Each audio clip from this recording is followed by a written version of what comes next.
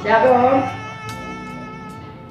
Selamat pagi Bapak, Ibu, Saudara Jemaat GKI Yasmin dan para simpatisan yang dikasihi Tuhan.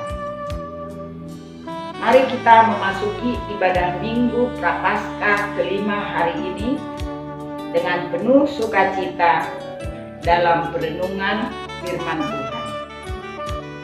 Bapak, Ibu, Saudara jemaat sekalian, kita hidup dalam dunia yang setiap saat menampilkan daya tarik untuk memikat perhatian dan bahkan menguasai hidup kita. Setiap hari arus informasi yang menyelinap ke dalam pikiran kita lewat berbagai media memperhadapkan kepada kita berbagai pilihan antara penampilan dan kesejatian, antara kebutuhan dan keinginan, antara kenyamanan dan ketahanan, bahkan antara jalan maut dan jalan kehidupan. Di Minggu Prapaskah ini, kita kembali diajak untuk merenungkan karya-karya Tuhan yang menarik hidup kita kepadanya melalui kehadirannya di dunia, terutama melalui jalan penderitaan yang ditempuh. Ia menawarkan sebuah fiksi alternatif untuk memahami hidup dengan perspektif baru. Di titik nadir kehidupan, ia justru ditinggikan untuk merangkul semua orang ke pelukan cinta kasihnya. Bapak, Ibu, Saudara terkasih, jalan yang tak biasa inilah yang menjadi jejak dan diikuti umat Kristus di tengah dunia saat ini. Saat penderitaan dan kematian membayang-bayangi hidup miliaran manusia, kita ditarik oleh rahmat-Nya untuk setia menghadirkan kabar baik di pusaran arus kabar buruk. Dan oleh kasih karunia-Nya, semakin banyak orang mengenal dan mengalami kasih-Nya.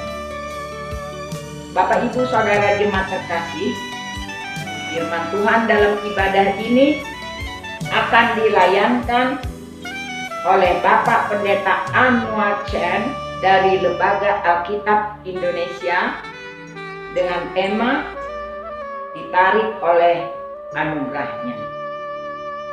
Mari Bapak Ibu Saudara sekalian, kita masuki ibadah ini, kita bangkit berdiri dan melantunkan pujian bagi Tuhan dari Kidung Jemaat 281 bait 1 sampai 3, segala benua dan langit penuh.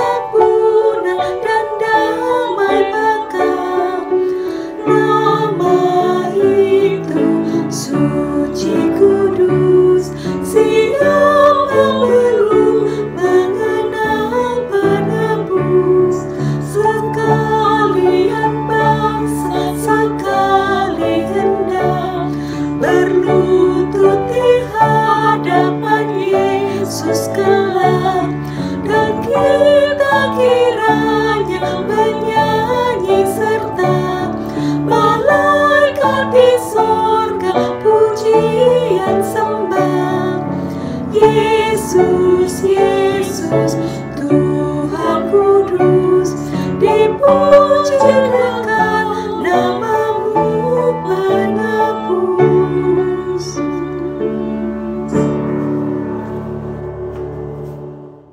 Pertolongan kita adalah dalam nama Tuhan yang menjadikan langit dan bumi, yang kasih setianya kekal selama-lamanya.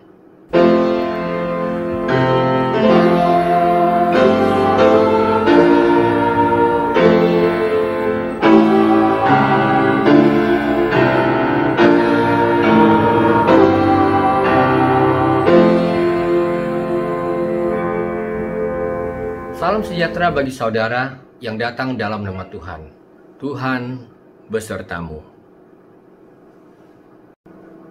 Saudara yang terkasih, marilah kita merendahkan diri dan mengakui dosa dan kesalahan kita di hadapan Tuhan.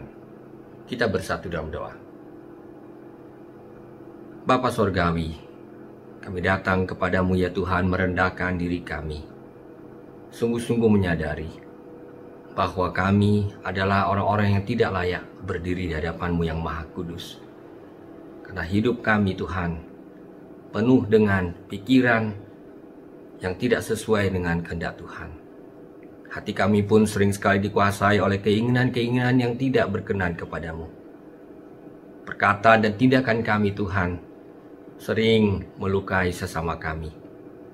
Oleh karena itu kami mohon agar Engkau ya Tuhan yang mengampuni semua dosa dan kesalahan kami. Kami bersyukur bahwa Kristus telah diberikan kepada kami, supaya kami mempunyai Tuhan jalan kasih karunia kepadamu. Oleh karena itu kami datang kepadamu mohon agar Engkau menerima kami sebagai anak-anak-Mu. Perbaharuilah hidup kami oleh Roh-Mu yang kudus. Ajarilah kami untuk berjalan di dalam terang-Mu ya Tuhan. Di dalam Yesus Kristus kami mohon. Amin.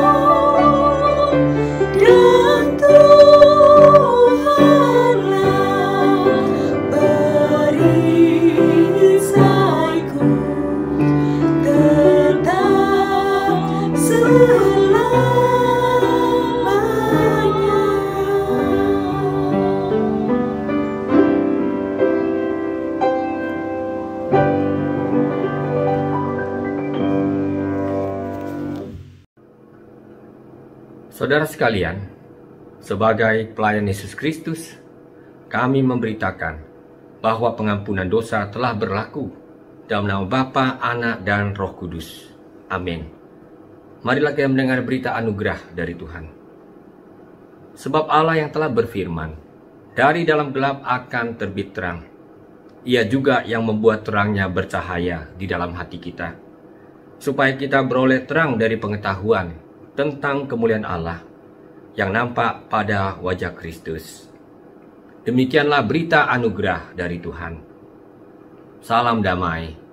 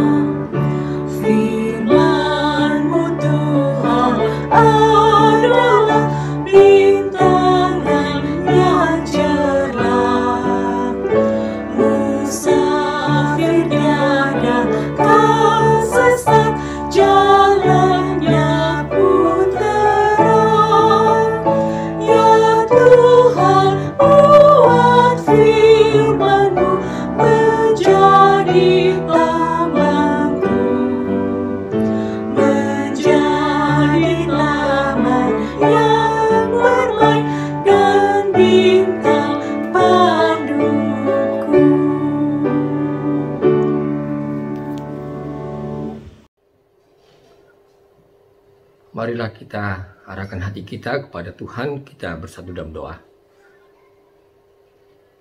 Ya Roh Kudus Tuhan kami, Engkaulah Tuhan yang telah bersabda menyapa umat-Mu di sepanjang sejarah, di segala abad dan tempat. Saat ini juga ya Tuhan, kami mohon Engkau menyapa kami, umat-Mu yang beribadah kepadamu dalam roh dan kebenaran. Pribadi, keluarga, supaya bersama-sama kami membuka hati kami untuk menyambut firman Tuhan. Kiranya kuasa-Mu Tuhan mengubah hati kami menjadi lahan yang subur untuk menyambut benih firman Tuhan, agar benih itu bertumbuh dan berbuah di dalam kehidupan kami.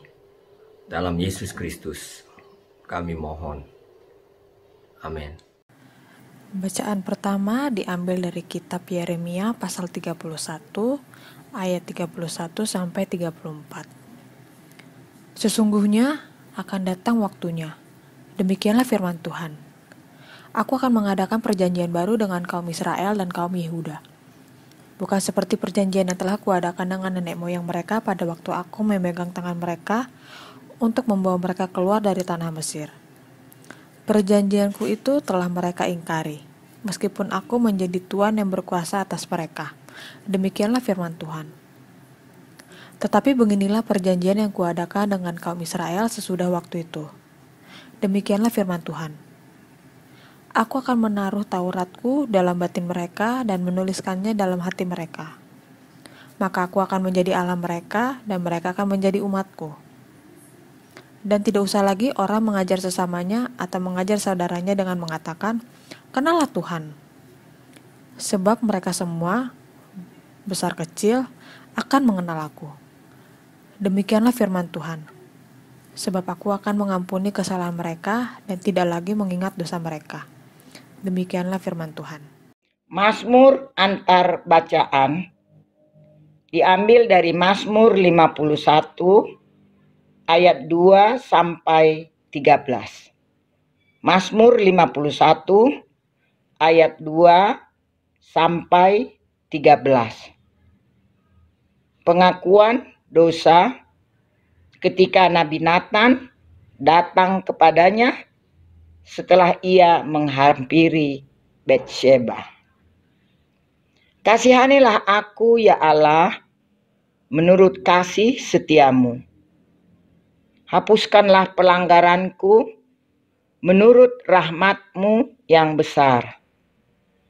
Bersihkanlah aku seluruhnya dari kesalahanku dan tahirkanlah aku dari dosaku.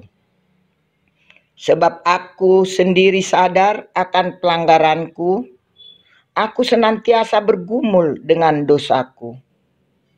Terhadap Engkau sajalah aku telah berdosa dan melakukan apa yang Kau anggap jahat, supaya ternyata Engkau adil dalam putusan-Mu, bersih dalam penghukuman-Mu. Sesungguhnya dalam kesalahan aku diperanakkan, dalam dosa aku dikandung ibuku. Sesungguhnya Engkau berkenan akan kebenaran dalam batin, dan dengan diam-diam Engkau memberitahukan hikmat kepadaku. Bersihkanlah aku daripada dosaku dengan hisop, maka aku menjadi tahir. Basuhlah aku, maka aku menjadi lebih putih dari salju. Biarlah aku mendengar kegirangan dan sukacita, biarlah tulang yang Kau remukkan bersorak-sorak kembali. Sembunyikanlah wajah-Mu terhadap dosaku, hapuskanlah segala kesalahanku. Jadikanlah hatiku tahir, ya Allah, dan perbaharuilah batinku dengan roh yang teguh. Janganlah membuang aku dari hadapan-Mu, dan janganlah mengambil roh-Mu yang kudus daripadaku. Bacaan kedua diambil dari kitab Ibrani pasal 5 ayat yang ke-5 hingga 10. Demikian pula Kristus tidak memuliakan dirinya sendiri dengan menjadi imam besar, tetapi dimuliakan oleh Dia yang berfirman kepadanya, Anakku engkau telah kuperanakan pada hari ini. Sebagaimana firman-Nya dalam suatu nas lain. Engkau adalah imam untuk selama-lamanya, menurut peraturan Melkisedek. Dalam hidupnya sebagai manusia, ia telah mempersembahkan doa dan permohonan dengan ratap tangis dan keluhan kepada Dia yang sanggup menyelamatkannya dari maut. Dan karena kesalehannya ia telah didengarkan. Dan sekalipun ia adalah anak, ia telah belajar menjadi taat dari apa yang telah dideritanya. Dan sesudah ia mencapai kesempurnaannya, ia menjadi pokok keselamatan yang abadi bagi semua orang yang taat kepadanya. Dan ia dipanggil menjadi imam besar oleh Allah, menurut peraturan Melkisedek. Demikianlah firman Tuhan. Injil Yesus Kristus menurut Yohanes. Yohanes pasal 12 ayat 20 sampai 33. Di antara mereka yang berangkat untuk beribadah pada hari raya itu, terdapat beberapa orang Yunani. Orang-orang itu pergi kepada Filipus yang berasal dari Betsaida di Galilea, lalu berkata kepadanya, "Tuan, kami ingin bertemu dengan Yesus." Filipus pergi memberitahukannya kepada Andreas. Andreas dan Filipus menyampaikannya pula kepada Yesus. Tetapi Yesus menjawab mereka, katanya, "Telah tiba saatnya Anak Manusia dimuliakan. Aku berkata kepadamu, sesungguhnya jikalau biji gandum tidak jatuh ke dalam tanah dan mati, ia tetap satu biji saja. Tetapi jika ia mati, ia akan menghasilkan banyak buah. Barang siapa mencintai nyawanya, ia akan kehilangan nyawanya. Tetapi barang siapa tidak mencintai nyawanya di dunia ini, ia akan memeliharanya untuk hidup yang kekal. Barang siapa melayani aku, ia harus mengikut aku. Dan di mana aku berada, di situ pun pelayanku akan berada. Barang siapa melayani aku, ia akan dihormati Bapa. Sekarang jiwaku terharu. Dan apakah yang akan kukatakan? Bapa, selamatkanlah aku dari saat ini? Tidak, sebab untuk itulah aku datang ke dalam saat ini. Bapa, muliakanlah namamu." Maka terdengarlah suara dari surga, "Aku telah memuliakannya, dan aku akan memuliakannya lagi." Orang banyak yang berdiri di situ dan mendengarkannya berkata bahwa itu bunyi guntur. Ada pula yang berkata, seorang malaikat telah berbicara dengan dia. Jawab Yesus, "Suara itu telah terdengar bukan oleh karena aku, melainkan oleh karena kamu. Sekarang berlangsung penghakiman atas dunia ini. Sekarang juga penguasa dunia ini akan dilemparkan keluar. Dan aku, apabila aku ditinggikan dari bumi, aku akan menarik semua orang datang kepadaku." Ini dikatakannya untuk menyatakan bagaimana caranya ia akan mati. Demikianlah Injil Yesus Kristus. Yang berbahagia ialah mereka yang mendengarkan firman Allah, yang menghayati dan melakukan dalam kehidupannya setiap hari. Hosiana.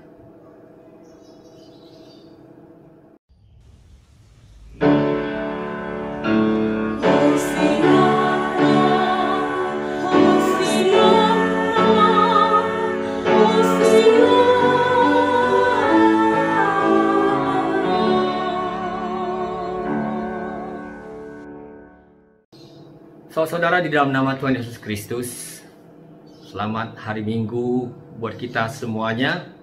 Shalom. Izinkanlah saya menyapa kita semua sebagai hamba Tuhan yang sehari-hari melayani di Lembaga Alkitab Indonesia di Departemen Penerjemahan Alkitab. Tugas kami adalah tugas di belakang layar, menerjemahkan Alkitab dari bahasa-bahasa asli, bahasa Ibrani, bahasa Aram, dan bahasa Yunani ke dalam bahasa Indonesia, dan tentu saja juga turut mendampingi tim-tim penerjemah bahasa daerah. Dalam rangka itulah, kalau direnungkan kembali, apa yang saya lakukan sebagai konsultan penerjemah yang mendampingi tim-tim penerjemah, sering sekali saya takjub. Sampai sekarang pun saya sering takjub. Kenapa demikian? Karena mengingat bahwa semuanya berawal dari Alkitab. Sebagai seorang mantan politeis, tadinya saya tidak mengakui Alkitab sebagai firman Tuhan. Tetapi dalam sebuah proses perjumpaan yang boleh dikatakan dimulai dengan rasa ingin tahu saja. Ketika seorang teman membawa sebuah buku yang demikian tebal dan gelap sampulnya, judulnya Alkitab, saya langsung tertarik karena saya memang penggemar baca buku dan sangat menyukai cerita silat yang panjang-panjang seperti cerita silat Koping Ho. Jadi ketika membuka buku itu, memang harus saya akui kalimat pertamanya sudah memikat hati. Sama sekali tidak ada komitmen di dalamnya. Sama sekali belum ada keputusan apa-apa. Ini hanyalah buku biasa yang dibaca, menarik, sebagian membingungkan. Dan dari situlah rupanya sesuai dengan tema kita hari ini. Rupanya ini adalah sebuah awal dari perjalanan panjang. Awal dari apa yang Tuhan ingin lakukan dalam hidup saya, yaitu menarik dengan anugerahnya. Saudara yang terkasih dalam nama Tuhan Yesus Kristus, itu hanya sebuah cuplikan dari kesaksian pribadi. Tetapi gambar besarnya tentu kita temukan di dalam Alkitab sendiri. Saya sebagai konsultan Alkitab yang sehari-hari baca Alkitab, pernah berkali-kali merenungkan. Sebenarnya kalau Alkitab ini dibaca dan dilihat isinya, mana lebih banyak? Mana yang lebih banyak? Bagian-bagian yang indah atau bagian-bagian yang justru menunjukkan berbagai dilema yang dihadapi oleh umat manusia di sepanjang sejarahnya. Dan memang kita harus katakan, sedikit sekali bagian yang indah-indah tersebut. Tentu saja dimulai dari kitab Kejadian pasal 1 tentang penciptaan yang dilakukan dengan sangat baik. Tapi selebihnya mulai dari pasal ketiga dan seterusnya, kita menyadari sepenuhnya dunia ini adalah dunia yang sudah istilahnya broken. Kekerasan pertama membantai tidak kurang dari 1/4 penduduk dunia. Ya tentu saja kita melakukan kalkulasi sederhana ya. Adam dan Hawa, ada 2 putranya, Kain dan Habel. Kalau satu dibunuh, 1/4 yang meninggal. Saudara terkasih, inilah yang menandai dunia kita sampai sekarang.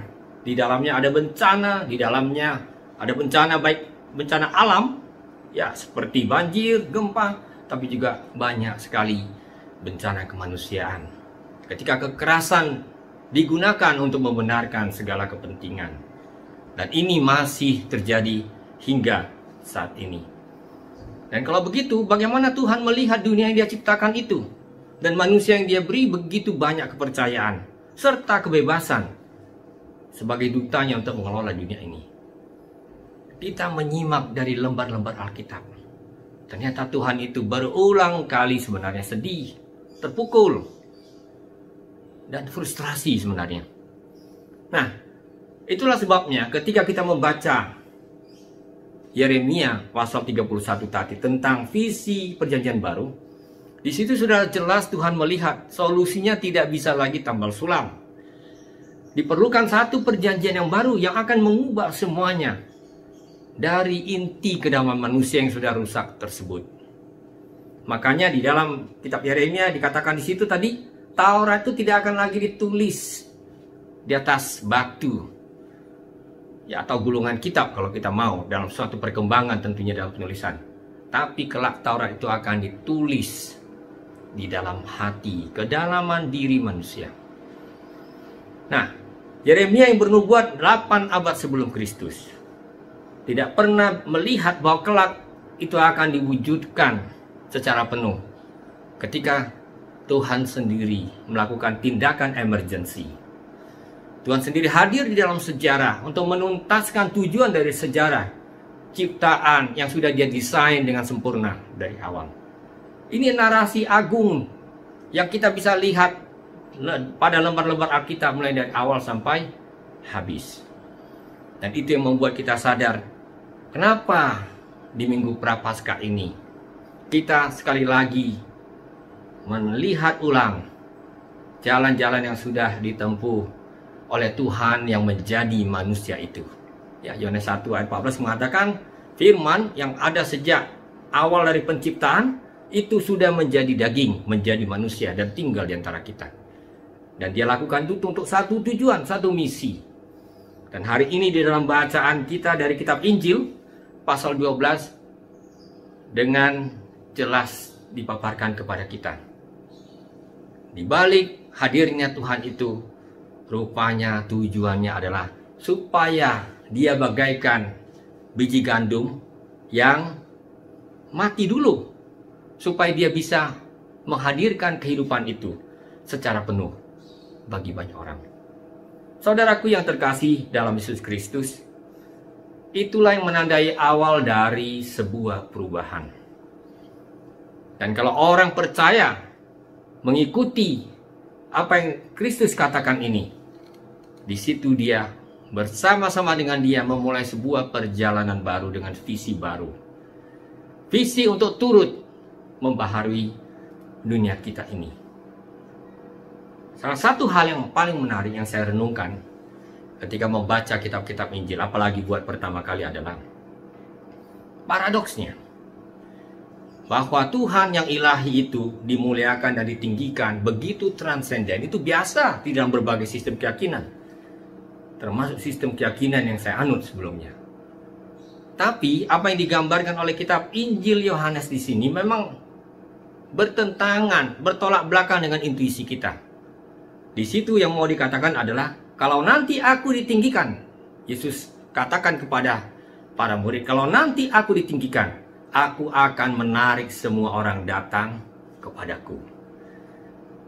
Injil Yohanes memang sangat piawai menggunakan bahasa-bahasa bersayap. Ditinggikan di situ, jangan kita langsung bayangkan ditinggikan dalam arti posisi, dalam arti kemuliaan. Ditinggikan pertama-tama berarti tubuhnya ditinggikan dari bumi. Itulah penyalipan.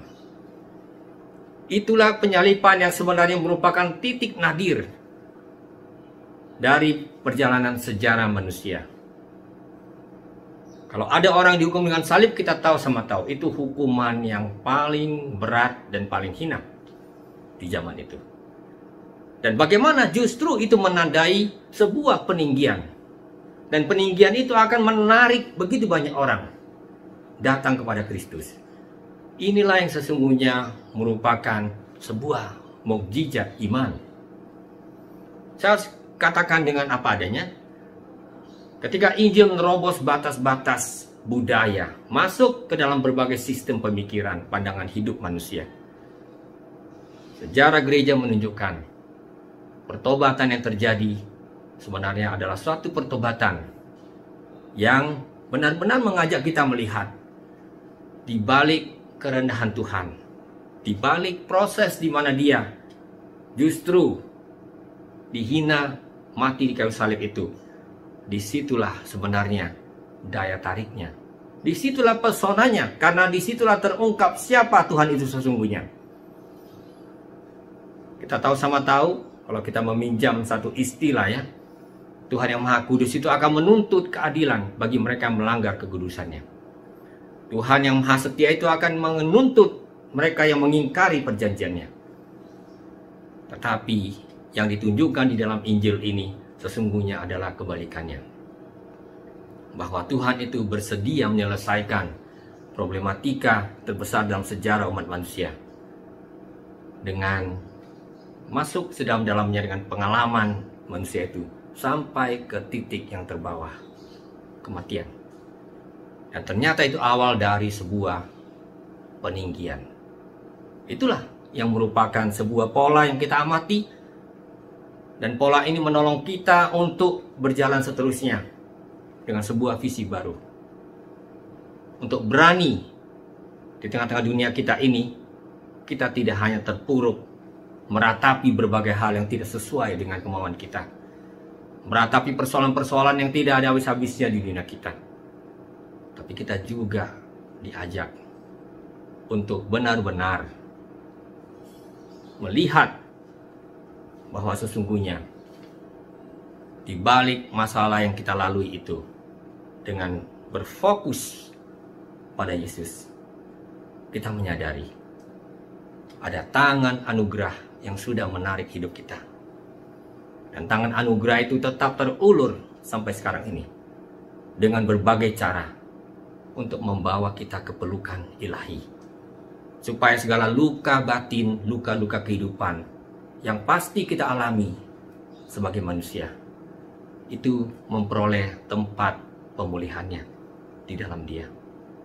Dan ini juga sekaligus mendorong kita untuk berjalan ke depan, mewartakan sebuah kabar baik di tengah-tengah dunia kita melalui pewartaan Injil dan juga melalui karya-karya kehidupan pelayanan gereja.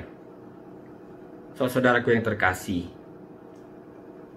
pesan Injil pada hari ini membuat kita ingat bahwa ketika Tuhan menarik kita dengan kasih karunia-Nya, di situ Dia mengajak kita juga untuk kembali menawarkan pada dunia ini sebuah jalan baru, jalan kasih karunia, jalan pemulihan yang dimulai, diprakarsai oleh Allah sendiri. Dan dalam hal ini kita sebagai umat-Nya tersedia dan hendaknya juga bersedia untuk dipakai oleh Tuhan, menjadi alat anugerah-Nya, menjadi tanda bagi kabar baik, supaya semua bangsa dapat melihat kepada Kristus yang disalibkan itu dan mengalami perubahan hidup. Inilah yang menjadi kesaksian-kesaksian yang nyata di dalam berbagai peristiwa yang kami alami juga ketika misalnya menerjemahkan Alkitab ke dalam berbagai bahasa daerah. Pengalaman-pengalaman bagaimana Injil menerobos batas itu sering membuat kami takjub. Salah satunya adalah dengan suku Yali Angguruk. Ada kesaksian yang mengatakan dibutuhkan tidak kurang 7 tahun bagi seorang penginjil untuk terus dengan gigih mengajarkan Injil itu, kabar baik itu, di tengah-tengah dunia yang tidak mengerti atau tidak mempedulikannya. Dan ketika itu terjadi, yang terjadi adalah transformasi budaya. Satu suku yang secara terang-terang mengaku tadinya mereka adalah kanibal, akhirnya diubah oleh Tuhan.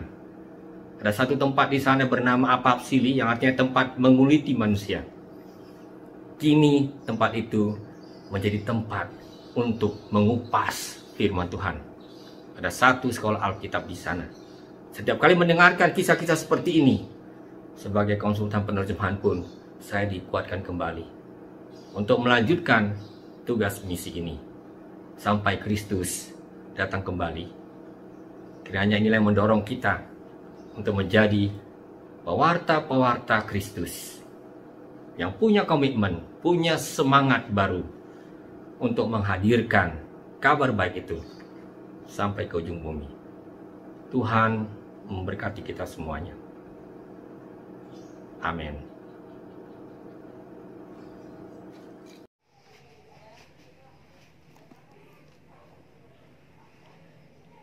Jemaat dimohon berdiri.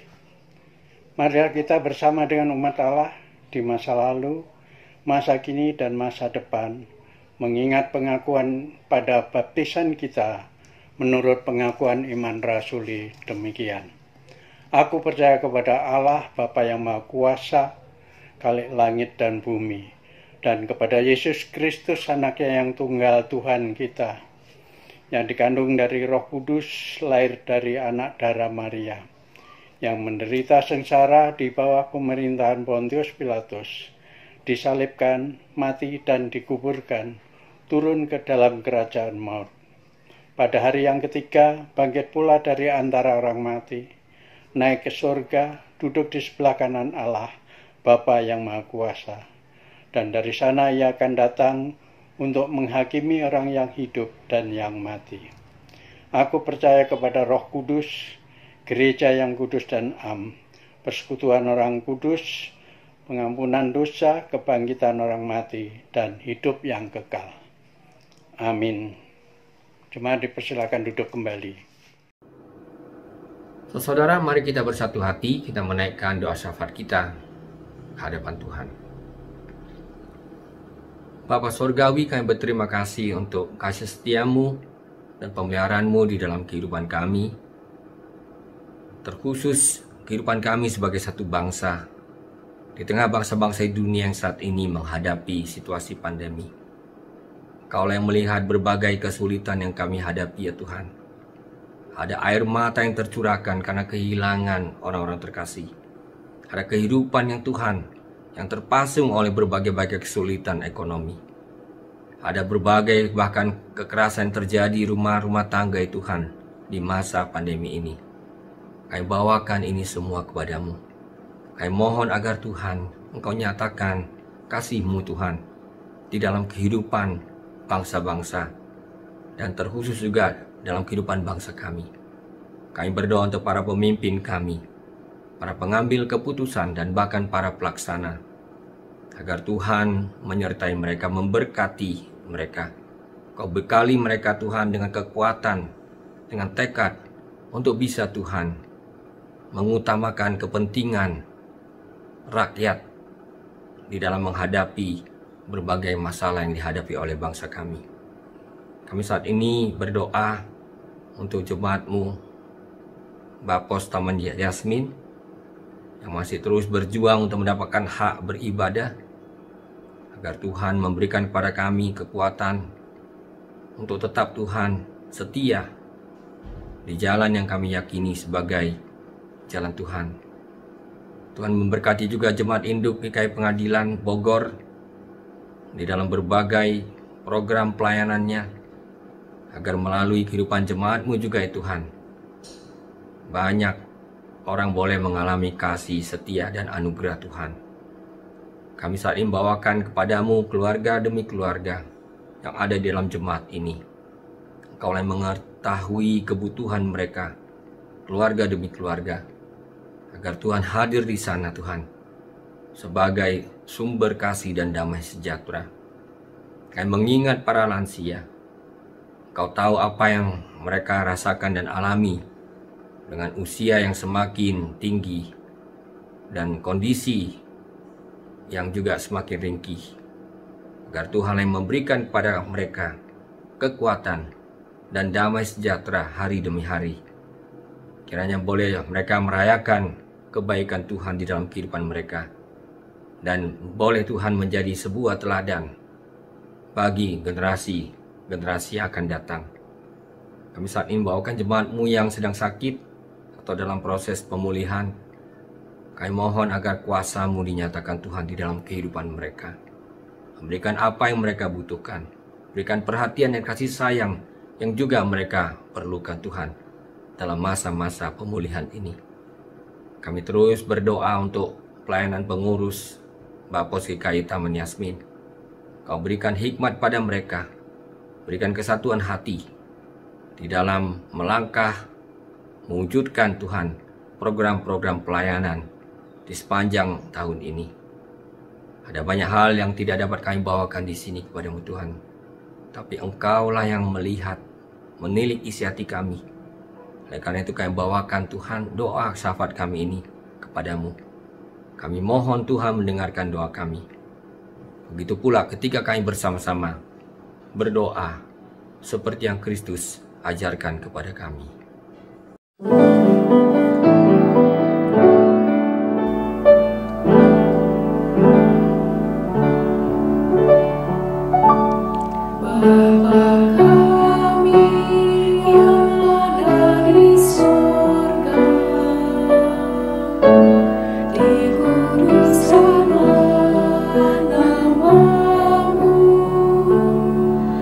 Datang rajamu, jadilah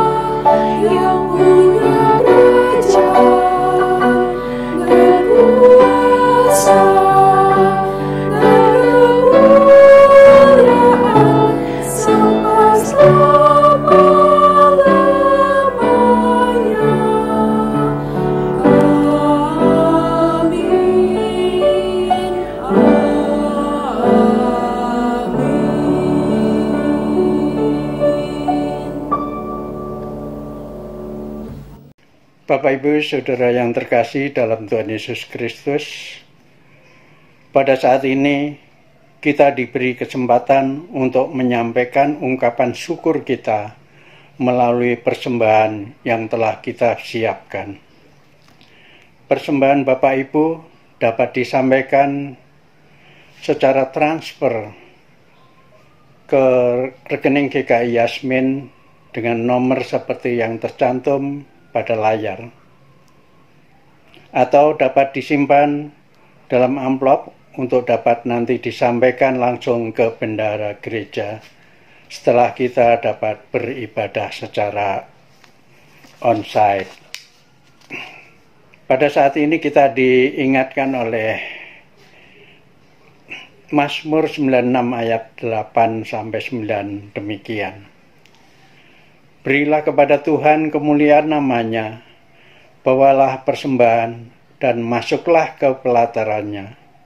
Sujudlah menyembah kepada Tuhan dengan berhiaskan kekudusan. Gemetarlah di hadapannya, hai seluruh bumi. Pada saat kita mempersiapkan persembahan, kita memuji Tuhan dari Kidung Jemaat nomor 439 bait pertama sampai kedua.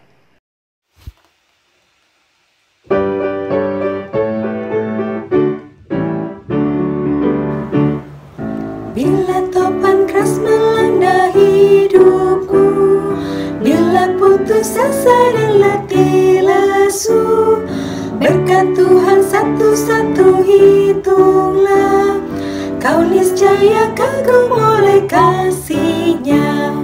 Berkat Tuhan mari hitunglah, kau kan kagum oleh kasih-Nya. Berkat Tuhan mari hitunglah, kau niscaya kagum oleh kasih-Nya. Adakah beban membuat kau penat? Salib yang kau pikul menekan berat. Hitunglah berkat-Nya pasti kau lega, dan bernyanyi terus penuh bahagia. Berkat Tuhan mari hitunglah, kau kan kagum oleh kasih-Nya. Berkat Tuhan mari hitunglah, kau niscaya kagum oleh kasih-Nya. Bapak Ibu Saudara yang terkasih dalam Tuhan Yesus Kristus, dengan berdiri kita berdoa untuk persembahan kita. Mari kita berdoa. Ya Tuhan Allah kami, sumber dan pemberi segala karunia yang baik, kami mengucap syukur kepadamu ya Tuhan untuk segala berkat, kasih, dan pemeliharaanmu. Pada saat ini kami membawa persembahan ini sebagai tanda syukur dan penyerahan hidup kami kepadamu. Kami mohon ya Tuhan, terimalah dan kuduskanlah. Kami berdoa di dalam nama Tuhan Yesus Kristus. Amin. Jemaat tetap berdiri. Kita akhiri persekutuan kita pada pagi hari ini dengan kita memuji Tuhan dari NKB 165 bait pertama sampai dengan yang ketiga. Maukah kau jaya atas seteru dan seterusnya.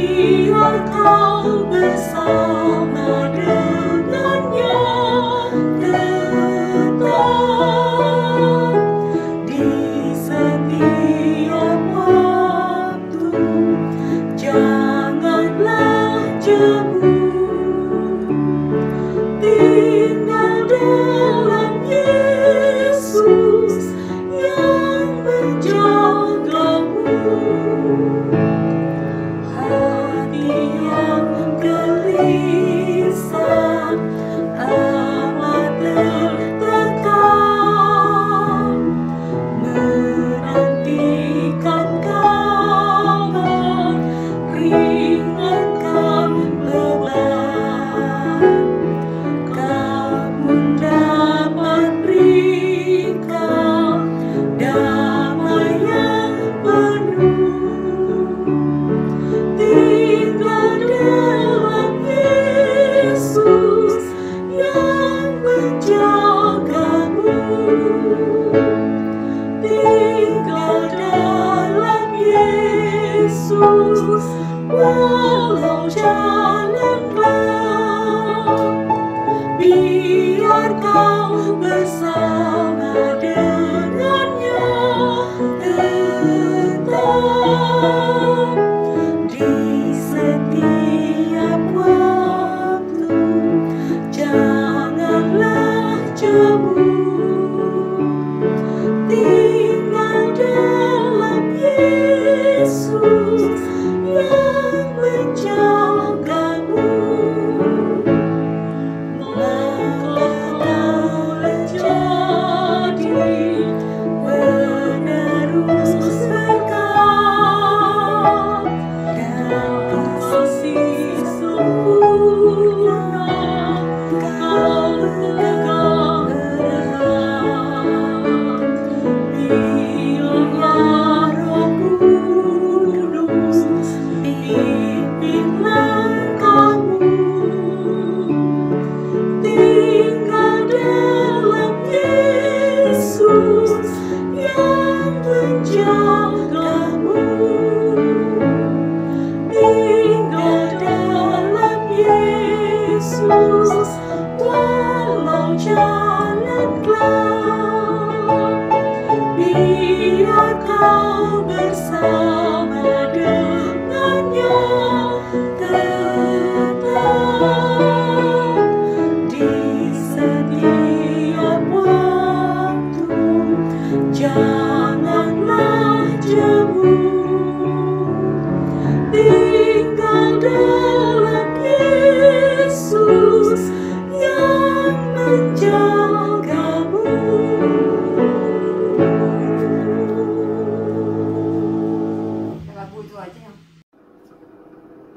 Saudara dalam Kristus, arahkanlah hatimu kepada Tuhan. Jadilah saksi Kristus. Terpujilah Tuhan. Terimalah berkat Tuhan. Tuhan memberkati engkau dan melindungi engkau. Tuhan menyinari engkau dengan wajah-Nya dan memberi engkau kasih karunia. Tuhan menghadapkan wajah-Nya kepadamu dan memberi engkau damai sejahtera. Hosana.